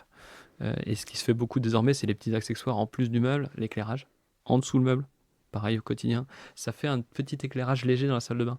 Si vous avez un éclairage en dessous de votre meuble, ça peut être parfois le seul éclairage que vous avez. Si vous vous levez la nuit pour aller aux toilettes, ça arrive quand même souvent, le toilette peut être dans la salle de bain, vous avez un éclairage léger sous le meuble, pas besoin d'allumer la lumière de la... Et de mettre une heure à se rendormir parce qu'on est bien réveillé. Exactement, donc ça c'est des petits détails qui font le confort. Ok, il y a plein de petits détails en fait pour une salle de bain. La douche, bon, on en a parlé un petit peu tout à l'heure. Toi, t'es team receveur. Exactement. Des conseils sur ça pour bien choisir un receveur, faire attention à quoi, bien choisir les dimensions. Les matériaux. Si on peut aborder les matériaux, il y a beaucoup de matériaux sur les receveurs. Il y a une installation, on parle souvent de douche à l'italienne en français, c'est un terme qui s'est un peu vulgarisé, mais c'est la douche zéro ressaut qui est au même niveau que le sol. Donc il y a beaucoup de receveurs qui sont adaptés. Il y a le bac de douche, le fameux bac de douche qu'on avait il y a encore 20 ans à peu près en France, ça se fait plus. Et après il y a des matériaux, des super matériaux. En France, il y a un matériau qu'on utilise peu ou trop peu peut-être, c'est l'acier émaillé. Il y a des grands fabricants qui sont spécialisés spécialistes là-dedans, notamment des marques allemandes. J'ai en tête Bethe ou Kaldewey, comme on dit en français, qui sont des marques spécialisées dans l'acier émaillé. C'est des produits qui durent dans le temps. C'est très esthétique. C'est pas très réputé en France parce qu'on pense que c'est froid. C'est un matériau froid. Mais en fait, c'est un matériau qui est ultra confort et qui dure dans le temps. Et ça, on l'a également en receveur très fin. Et c'est très esthétique. Je conseille de regarder. Super. La baignoire, des conseils sur le choix de la baignoire? Je pense que c'est un peu comment les personnes l'aiment. Elle peut être encastrée. Ouais, c'est ça. Carrelée. Ouais, exactement. Ou en îlot posé. Et c'est plutôt en fonction de comment les personnes apprécient la baignoire. Moi, j'aime les deux. Donc, Carrelée, ou ce qui se fait vachement en ce moment, c'est avec du lambris. Ok. C'est un peu à l'anglaise. Ok, avec un habillage. Ouais. Ok, incroyable. Bon, en bois, donc il faut faire un petit peu attention, je pense, au niveau de l'étanchéité, mais c'est très sympa. Ça fait un peu cottage. Mid-century. Les luminaires. Alors, les luminaires, en plus, il y a la catégorie... Enfin, il y a les luminaires étanches, là. Je sais plus quel est le code IP exprès pour la salle de bain. Oui. Bon, est-ce qu'on est obligé de mettre que ça? Dans une salle de bain, c'est quand même bien. Ouais. Moi, je trouve qu'on peut quand même aller voir ailleurs un peu, non? S'ils sont pas trop près de la baignoire, tu vois. Ouais, mais apparemment, avec la vapeur d'eau, ça peut créer quelques problèmes. Mais est-ce que tu vas voir ailleurs parce que tu trouves pas ce que t'aimes? Bah oui, mais alors maintenant, il y a beaucoup plus de choses, je pense. Moi, à l'époque, il y avait pas grand-chose en luminaire de salle de bain, et t'avais que des trucs, que des boules et du plastique, enfin, des trucs tout simples. Je pense que maintenant, il y a beaucoup plus de choses et de choix. Il y a beaucoup d'éléments, et chez Reuter, ils ont une sélection de luminaires qui est assez incroyable. Et il y a quelque chose qui est relativement intéressant, c'est que le luminaire, ça coûte cher. Un beau luminaire, ça coûte super cher. Ouais. Et en fait, chez Reuter, il y a une sélection pour tous les prix, aussi bien dans la salle de bain que pour l'habitation. Et ça m'est déjà arrivé pas mal de fois de commander pour aller avec mon miroir ou au niveau des spots. Et vraiment, c'est super. Ça en revient finalement à pouvoir sourcer tous mes produits pour la salle de bain, et même plus avec les luminaires. Ouais, au même endroit. Exactement. Ouais. Et ça, c'est incroyable. Donc, restez plutôt quand même dans les normes recommandées pour la salle de bain. Ouais, je pense. Oui. Ne pas trop sortir des sentiers battus. Est-ce qu'il y a des marques que vous pouvez conseiller, que vous distribuez sur Reuter et que vous conseillez vraiment à 100%? Genre full confiance. En fait, c'est assez drôle parce que c'est surtout un rapport à mon utilisation. C'est que au début, j'avais tendance à mettre du Grohe, Hansgrohe, du Ravit, qui sont des super marques très connues. Et finalement, en travaillant avec Reuter et en passant du temps sur le site, on se rend compte qu'il y a d'autres marques. Où il y a tout ça. Tu en as aussi découvert d'autres. Exactement. Et donc, auparavant, où j'avais la tendance à mettre beaucoup de douches Grohe, j'ai découvert Mariner. Et Mariner, c'est incroyable parce que c'est distribué à 100% chez Reuter et on le trouve pas ailleurs. Ah, ok. Et c'est quoi? Ça vient d'où? C'est italien. C'est italien. Okay. Ouais, et c'est plutôt comparable à une douche corps encastré Grohe. Il y a quand même des petits éléments assez intéressants. C'est qu'en termes de prix, on n'est pas très loin. Mais surtout, on est sur des éléments en métal comparé à Grohe, où on peut avoir des petits éléments de boutons en plastique. Et ça, je trouve que ça fait toute la différence. Et donc, il y a cette marque-là qui est assez incroyable. Et encore une fois, il y a tous les styles. On va avoir des caches qui vont être ronds, des caches rectangulaires, des caches allongées, avec des sorties au plafond, avec des becs fixés au mur. Vraiment, c'est incroyable toute la configuration qu'on peut avoir sur un seul produit, et on trouve forcément son bonheur. Et en plus de ça, après, il y a le choix du matériau qui est ultra fourni chez cette marque-là. Et donc vraiment, j'ai découvert cette marque, et je pense que toutes mes dernières salles de bain, j'ai au moins mis un produit Mariner dans les salles de bain. Comment tu l'écris ? Mariner. Ok, si je dis pas de bêtises, Pierre. Tout à fait. Voilà. Ça fait partie des marques exclusives qu'on a chez Reuter. D'accord. Il y a des marques qui sont que chez vous. Ouais, Mariner en fait partie en fait. C'est un des fabricants, enfin c'est un fabricant italien. Les Italiens sont réputés pour la robinetterie. Il y a beaucoup de marques italiennes pour la robinetterie. Ils font des très belles choses. Font des super produits. Et Mariner, qui est une petite entreprise familiale, pareil, un peu comme Reuter, mais dans le nord de l'Italie, fait de la robinetterie depuis de longues années. Et on est très content de les distribuer, content que Arthur les ait découverts. Ouais. On est très content de travailler avec Grohe, Hansgrohe, du Ravit. Qui sont les références. Exactement, il y a des super produits aussi chez eux, mais c'est vrai qu'on a des pépites un peu comme Mariner. Donc c'est pour compléter notre offre. En fait, on est le site des grandes marques. C'est comme ça qu'on a toujours été présenté et que Reuter a bâti son succès. Tout le catalogue des grandes marques, mais aussi des choses moins connues à découvrir. Des marques exclusives comme Mariner, Fortis par exemple, Omnires, une marque polonaise, pareil, robinetterie, super. On a à côté de ça des collections exclusives qu'on a développé avec les grands fabricants. Ah, trop bien, juste pour vous? Exactement, que chez Reuter, que vous ne retrouvez que chez Reuter. J'ai en tête Embrace chez Villeroy et Bock. J'ai en tête Liva Fine chez Hansgrohe.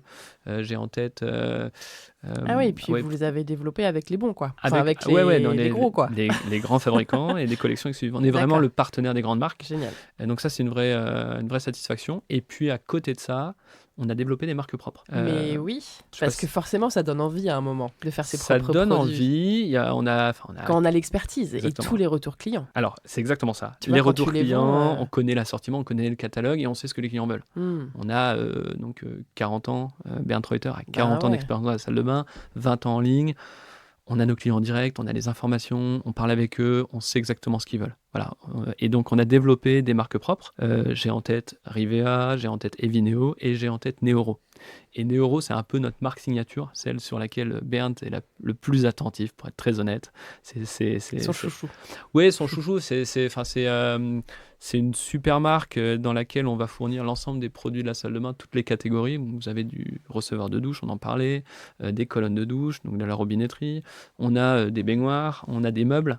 Donc on a développé toute une collection avec Neoro pour toute la salle de bain. Et ce sont des produits assez minimalistes, très design, avec des super matériaux.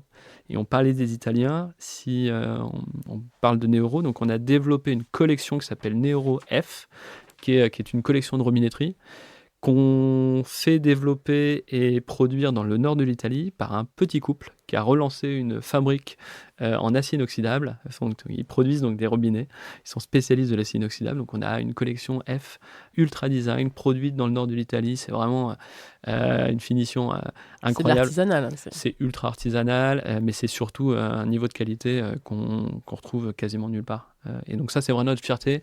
Et c'est de compléter notre offre de grandes marques par des marques propres qui viennent compléter cet assortiment, s'assurer que tout le monde puisse trouver son bonheur. Et toujours avec cette idée de proposer de la qualité à un prix accessible. Exactement. Voilà, donc on est très fiers de distribuer une marque comme Neoro, mais toutes les autres qu'on a citées, comme Mariner, ou même Hansgrohe, Duravid, Villeroy and Boch, Geberit. Voilà, il y a de très belles marques dans la salle de bain. En termes de pause, si on refait sa salle de bain soi-même, parce qu'il y en a plein qui le font, et vous avez plein de clients, tu le disais, qui font de l'autorénovation. Les bricoleurs. Comment bien s'équiper pour préparer la pose de tout ce qu'on va mettre dans sa salle de bain? Quels sont un peu les outils indispensables? On va peut-être pas tout lister, mais vraiment les trucs qu'il faut absolument avoir.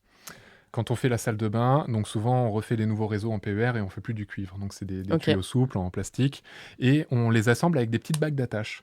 Et ces bagues d'attache, on a besoin d'une pince à sertir. Oui. Et il y en a plein. Exactement. Il existe des bagues en plastique et des bagues en métal. Donc mettez des bagues en métal, arrêtez les bagues plastiques et surtout achetez une pince à sertir neuve d'une bonne marque parce que sinon au bout d'un temps avec la pression elle saute. Et c'est ultra important parce que quand on utilise des corps encastrés, la bague elle est à l'intérieur de la cloison sous le corps encastré. Donc il faut vraiment pas acheter une bague à sertir Le Bon Coin ou d'occasion, acheter une bague à sertir neuve et mettez du bon matos sur les bagues. C'est peut-être pour moi le point le plus important. Ouais, parce que ça fait chier de tout casser. C'est marrant, j'ai eu une histoire un jour avec une fille qui me racontait ses travaux et il y a eu un problème sur la pose d'une bague et ils ont dû tout péter. Je l'ai eu. Les bagues ont sauté et ça se retrouve à avoir un débit d'eau énorme aux nourrices parce qu'on a mis des bagues 50 centimes moins chères en plastique. Ah ouais, je crois que moi c'était qu'ils n'avaient pas utilisé la bonne pince pour... bref. Ok, donc acheter les bonnes pinces et ne pas lésiner sur la qualité des bagues. Ouais. Si on fait réaliser la pose par un artisan, qu'est-ce qu'il faut bien vérifier avec eux? Qu'est-ce que toi tu vas checker, double checker? Eh ben, déjà sur l'artisan, c'est assez cool parce qu'on pourrait préciser que l'artisan, il a évolué dans le temps. Par exemple, il y a 5 ans, il n'acceptait pas qu'on lui fournisse le matériel. Il sourçait. Alors qu'aujourd'hui, il commence à être habitué. Et maintenant... moi, tous les artisans avec qui je travaille, je fournis le matériel. Et je sais que des amis ont rénové et eux aussi ont choisi les équipements de salle de bain et ont fourni leurs artisans. Donc, il y a une nouvelle vague d'artisans qui acceptent de poser ces éléments-là. Et du coup, le conseil que je recommande, c'est quand même de prendre un artisan qui est relativement compétent dans le domaine et notamment un bon plombier. Parce que quand même, quand on installe un corps encastré, il y a quand même une multitude de petites pièces. Le mode d'emploi, il est relativement petit et il y a un bon nombre de dessins et d'étapes à suivre. Donc, utilisez un artisan qui a déjà posé un corps encastré et qui a déjà posé un corps encastré et qui est compétent en la matière. Prendre un expert, prendre un plombier qui a déjà fait ce genre de projet et pas un artisan qui fait un peu tout. Exactement. Et dont les salles de bain. Exactement, ouais. Ok. Et donc, le retour d'expérience que j'ai, qui est assez intéressant, c'est que, encore une fois, au début, je posais beaucoup de grouet. Et mon plombier, depuis que je lui donne du Mariner, il avait posé que du grouet dans sa vie. Et il a posé le corps encastré Mariner. Il m'a dit, bah tiens, je pensais pas que c'est tout aussi simple. Et tout s'est très bien passé. Et donc, finalement, ça veut dire qu'entre les différentes marques, les installations sont relativement assez similaires quand on a déjà fait du corps encastré. Oui, en tout cas, quand tu es l'expert, tu peux t'adapter à des nouvelles marques tant que c'est pas un truc complètement aberrant. Quel budget, toi qui es l'expert de la réno, quel budget il faut prévoir en général pour rééquiper sa salle de bain, d'une part, donc peut-être changer une douche ou une baignoire ou une vasque, une toilette, et d'autre part, la refaire entièrement, tu vois, où tu refais les murs, tu changes le sol, tu refais tout, toute la pièce. Eh ben, je pense que déjà la majeure partie du budget, elle va dans l'équipement de salle de bain. Les douches, les vasques, les robinets. Donc, je pense qu'entre 40 et 45% du budget qu'on alloue à ces travaux, que ça soit, comme tu le dis, en une simple mise à jour ou une réflexion complète, va dans ces équipements de salle de bain. Après, on a une partie qui va aller dans la main-d'œuvre et l'artisan. La main-d'œuvre, quand même, c'est aux alentours de 25 à 30%. Et après, on va avoir la touche finale, les revêtements. Et les revêtements, ça varie vachement parce qu'on peut trouver des revêtements qui sont à bas prix, de l'ordre de 20 € du mètre carré, comme on peut en avoir à 150, 200, voire même 300 quand on a vraiment des choses. Donc, quand on fait son budget pour la salle de bain, mettez un bon budget pour les équipements parce que vous allez l'utiliser tous les jours, au quotidien. Et c'est pour moi peut-être la seule chose qui ressort au bout de nombreuses années, de se dire, tiens, ma colonne de douche, elle marche bien, le bouton, il se tourne toujours aussi bien. On l'a pas changé 3 fois depuis qu'elle est posée. Exactement. Donc, de mettre une part importante sur ces équipements de salle de bain pour mettre de la qualité. Ouais, t'as raison. Et en plus, c'est vrai qu'un carrelage, tu peux avoir un truc super sympa pour à pas cher du tout. Ah, exactement. Moi, en plus, là, tu t'adresses vraiment à une personne. Par exemple, un exemple concret, mes clients, quand on a un budget relativement serré, parce que les travaux, c'est toujours en rythme avec un budget. Quand on a un budget serré, je préfère mettre du top matériel en équipement de salle de bain et avoir un carrelage qui est pas très cher parce qu'on trouve vraiment à 20 €, on trouve des super carreaux. Et comme je le disais tout à l'heure, vraiment la seule chose qui va ressortir après l'utilisation, c'est la beauté des équipements. Donc je suis plutôt à privilégier l'argent dans les équipements plutôt que dans le carrelage. Et après, une salle de bain, en fait, ça peut être 5 000 ou 20 000 €. Tu vois, c'est déjà en fonction de la taille, évidemment, si elle fait 2 mètres carrés ou 15. Mais en fait, ça peut être ce que tu veux, selon ton budget et selon les matériaux que tu choisis. On peut avoir des baignoires à poser à 4, 5 ou 6 000 sans problème.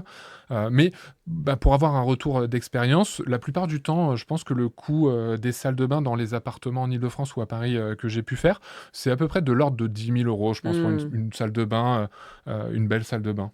Tout entièrement refaite. Ouais, exactement. Ouais. Je Avec pense les que murs, c'est tout le sol. une belle fourchette. Et donc, si j'en reviens à ce que j'ai dit tout à l'heure, ça veut dire qu'il y a 4 500, 5 000 € pour l'équipement dans cette salle de bain. Ça me paraît plutôt cohérent. Ok. Pierre, c'est quoi pour toi les grands enjeux Attention, question sérieuse. On change de... on change de sujet, là. Mais je trouve ça intéressant. Qu'est-ce que c'est pour toi les grands enjeux du secteur de l'équipement de la salle de bain aujourd'hui et pour les années à venir, tu vois, les 20, 30 prochaines années? Ouais. Alors, l'univers de la salle de bain a beaucoup évolué déjà ces dernières années. C'est digitalisé. On est un acteur de cette digitalisation. En 20 ans, là, il y a beaucoup de choses qui ont changé déjà. Beaucoup de choses qui ont changé et une prise de conscience des consommateurs. Je pense que le consommateur est de plus en plus au cœur de la salle de bain. Avant, ceux qui achetaient les produits de salle de bain, on l'a dit plusieurs fois aujourd'hui, c'était les plombiers. En fait, ils achetaient les produits et ils les installaient dans les projets de salle de bain pour les consommateurs. Le consommateur, c'est celui qui utilise le produit. Et en fait, ce qui s'est passé, c'est que le consommateur est rentré au cœur du jeu, à la fois dans le choix et donc dans ce besoin de comprendre le produit.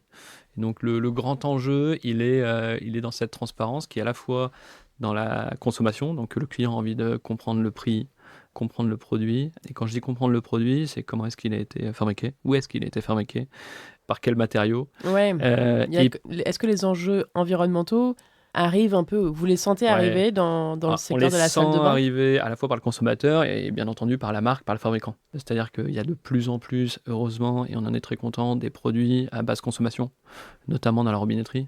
C'est là où on a les points d'eau. Ouais, Donc c'est quelque chose qui a beaucoup évolué, qui continue d'évoluer. Nous, on met à disposition des sélections de produits qui permettent de moins consommer. Sur les douches, tu as plein de choses aussi. Sur les douches, sur les mitigeurs, les trucs en circuit fermé, tout Exactement. ça. Alors, circuit fermé, on n'a pas chez nous. Circuit fermé, ça s'est s'est encore fait il y a très quelques années, démocratisé. c'est pas ultra démocratisé. Souvent, on n'a pas envie de réutiliser la douche l'eau qui est tombée dans le receveur. Mais non, c'est vraiment dans la consommation, dans la manière d'aborder. Il y a beaucoup de marques d'ailleurs qui travaillent ce sujet pour réduire au maximum la consommation d'eau et une prise de conscience des consommateurs. Donc ce qui a beaucoup évolué, ce qui va continuer d'évoluer, c'est de mettre le consommateur au cœur du jeu, à la fois dans la transparence de la consommation, de l'achat, de l'acte d'achat, et de lui apporter tous les éléments, toute la compréhension dont il a besoin et qu'il lui recherche. Donc dans la production, des produits. C'est beaucoup moins opaque en fait, quoi. C'est beaucoup moins opaque et c'est nécessaire. Le client le cherche, le demande. Donc on est content d'essayer d'apporter un maximum de transparence à nos clients, mais c'est lui qui le réclame, c'est lui qui l'impose en fait aux marques, qui l'impose aux distributeurs comme nous. Et donc on est acteur de cette transparence. On se doit de leur mettre à disposition ce dont ils ont besoin, ce qu'ils recherchent. Des fiches produits ultra détaillées, des fiches techniques. Détaillées, expliquer d'où viennent les produits, où est-ce qu'ils ont été produits, est-ce que ça vient d'Europe, est-ce que c'est pas d'Europe. C'est un sujet important. On a ces demandes, les clients le réclament et on se doit de leur mettre à disposition. Ah, c'est cool, les gens vous demandent où est-ce que c'est produit et tout. Ouais, ils veulent savoir. Ouais, c'est cool. Sans dire que le Made in France est une obligation. Non, mais le Made in Europe, on est sur des grandes marques, et notamment des marques européennes. Et donc, c'est de savoir que c'est produit en Europe et de comprendre comment c'est produit, quels sont les matériaux qui sont utilisés. Le client peut accepter que ça soit produit en dehors de l'Europe. Mais il doit comprendre, est-ce que la qualité, elle n'est pas de ce fait réduite est comparable. Alors, je vais aussi aborder juste un petit sujet qu'on n'a pas abordé. Les produits vendus sur le site Reuters, comme d'ailleurs souvent dans le e-commerce, proviennent des mêmes usines. Ce sont exactement les mêmes. Il n'y a pas de différence. C'est pas parce qu'ils sont vendus sur Internet qu'ils sont d'une moins bonne qualité. Ça, c'est des demandes ou des interrogations qu'on peut avoir de la part du client. Il y a des gens qui te demandent, est-ce qu'il y a 2 usines Grohe, par exemple ? Par exemple, avec l'usine avec les trucs qui vont en ligne sur Internet, moins cher. Il y a ces questions-là. Non, la réalité, c'est que les produits vendus sur Internet de grands fabricants, de grandes marques que vous connaissez, avec un numéro de produit, ce sont exactement les mêmes. C'est vrai que ce sont des pratiques qui existent, par exemple, pour ce qui est les ventes privées, mais dans ce secteur de la salle de bain, non, c'est plus pour la mode, ce genre de truc. Tu as les lots spéciaux, ventes privées. Et les marques attachent beaucoup d'importance à mettre à disposition des produits aux consommateurs qui sont exactement les mêmes.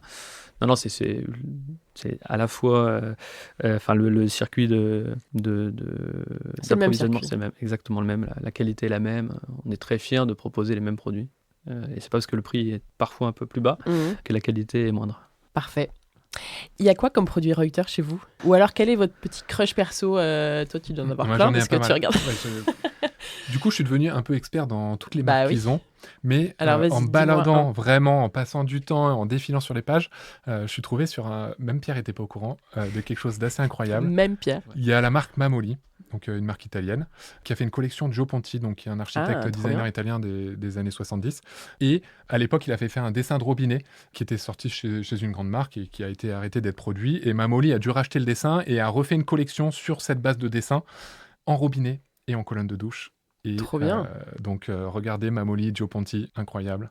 C'est parfait. Vraiment, c'est un peu différent de ce qu'on peut voir en robinetterie et c'est incroyable. Ah, génial.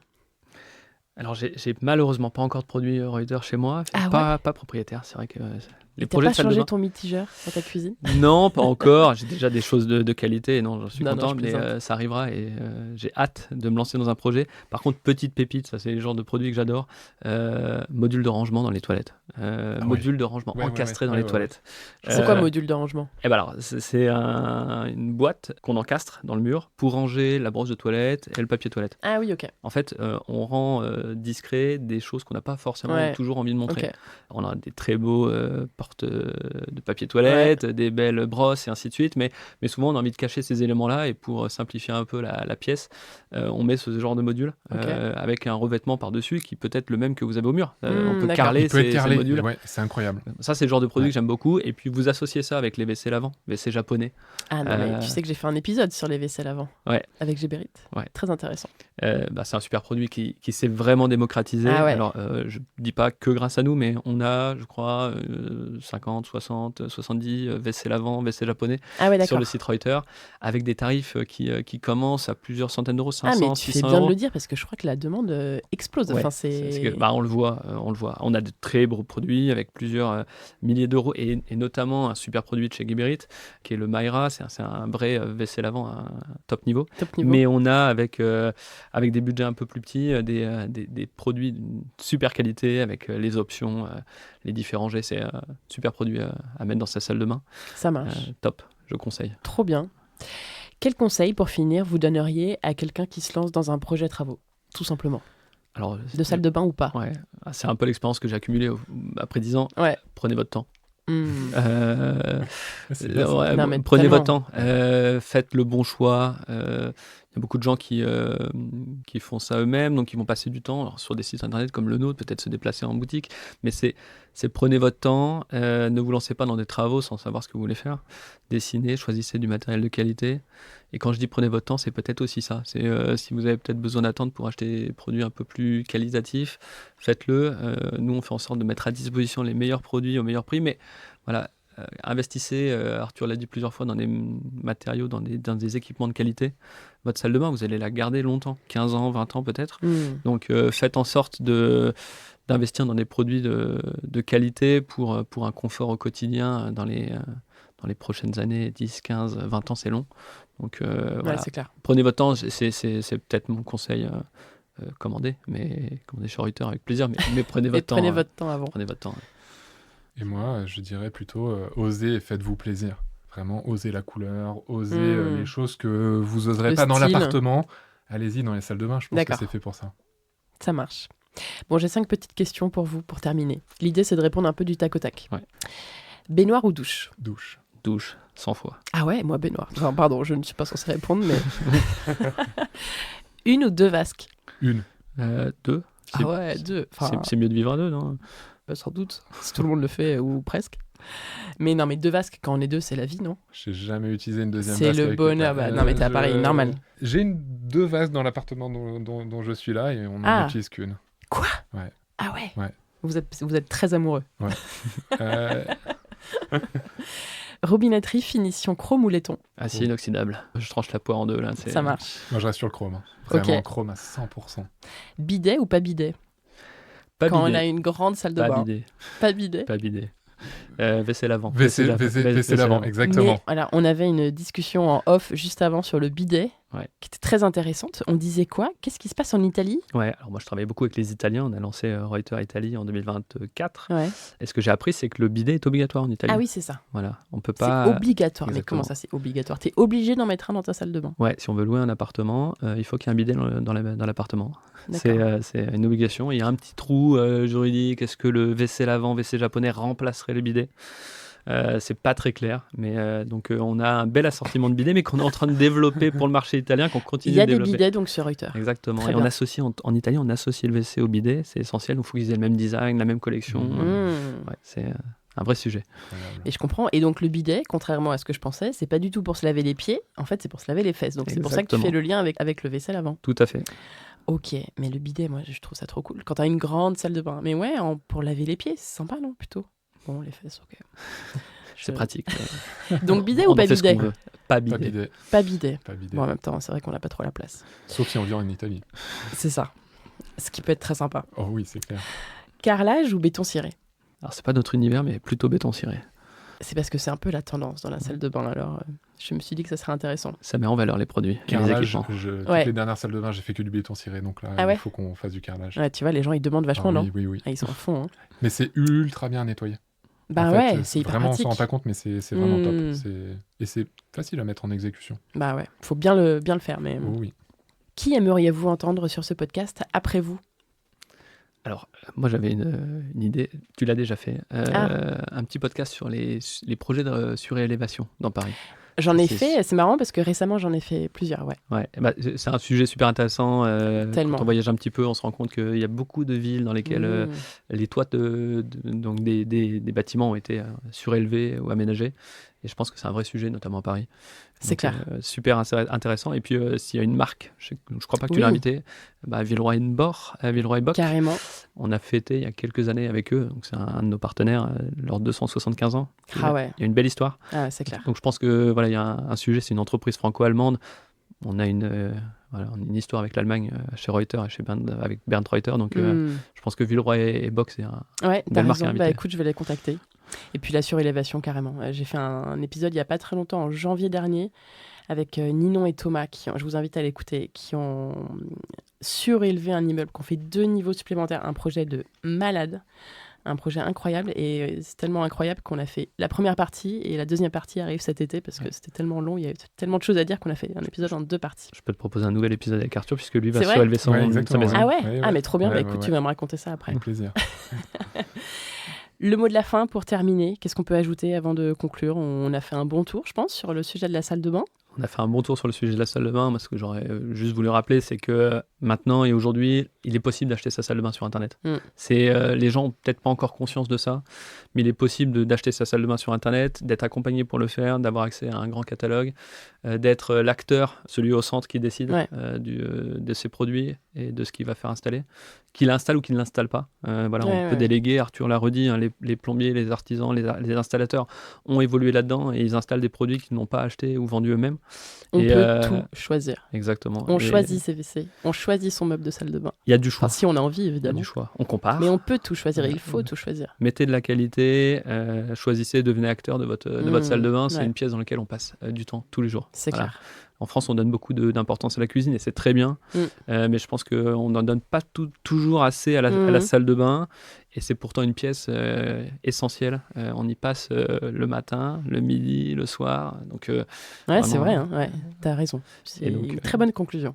Et ben moi, je l'ai peut-être pas dit, mais ce que je préfère, c'est dessiner les salles de bain. Donc, dans les projets ? Ouais, vraiment. Il y a tellement de technicité et j'adore ça. Donc le conseil que je peux donner et clôturer, choisissez vos équipements de salle de bain, faites-vous plaisir. Il y a vraiment des trucs cool. Ne laissez plus votre artisan choisir vos équipements. Allez les choisir. Et en plus de ça, il existe de tous les prix. Même ceux qu'on trouve en grande distribution sur le site Reuters. Et donc, choisissez. Il y a vraiment pour... Ne laissez pas les autres choisir pour vous. Exactement, vraiment. Vous allez l'utiliser tous les jours, vivre dedans tous les jours. Non, mais c'est clair. Je suis 100% d'accord. Merci beaucoup, en tout cas, à tous les Yann. deux d'avoir partagé avec moi tous vos conseils. Là, c'était riche, vraiment intéressant. Trop chouette d'en savoir plus sur Reuters, que moi, je connais depuis très longtemps. Je me rappelle, c'était mon mec qui l'avait trouvé à l'époque. On était trop contents. Après, on le conseillait à tous nos potes. Allez voir Reuters. Et c'est comme ça que ça marche. Ben ouais. Hein. Et les podcasts. Et les podcasts. Très content de pouvoir faire la pub de Reuters. Hein. Pour passer le mot, le bouche à oreille. Et non, c'était super d'écouter vos astuces sur ce sujet. Plein de bonnes choses à vous à Reuters, à toute l'entreprise d'archives d'intérieur. Pour la suite, c'est quoi ton nom si on veut te contacter ? Studio et je suis Arthur Legrand. Très bien, et écoute, c'est noté pour les Parisiens et proches Paris. Je donne rendez-vous aussi à tous les auditeurs du podcast sur reuter.com, REUTER, pour choisir, comme on l'a dit, tout ce qui va composer votre future salle de bain. À bientôt, et merci encore à tous les deux. Au revoir. Merci. Au revoir. Salut. Merci d'avoir écouté cet épisode, j'espère vraiment qu'il vous a plu et que vous avez noté plein de bons conseils pour rénover ou aménager votre salle de bain. Je vous retrouve la semaine prochaine pour un nouvel épisode et si vous n'avez pas envie d'attendre, filez écouter nos autres épisodes. Il y en a 150 en tout qui vous attendent sur le podcast et dans lesquels vous trouverez 1000 conseils, retours d'expérience et bonnes adresses pour vos projets, travaux et déco. Vous pouvez aussi nous retrouver sur Instagram, YouTube, TikTok et nous laisser 5 étoiles et votre avis sur Apple Podcast ou Spotify. Ça m'aide vraiment énormément à faire connaître le podcast. Merci d'avance.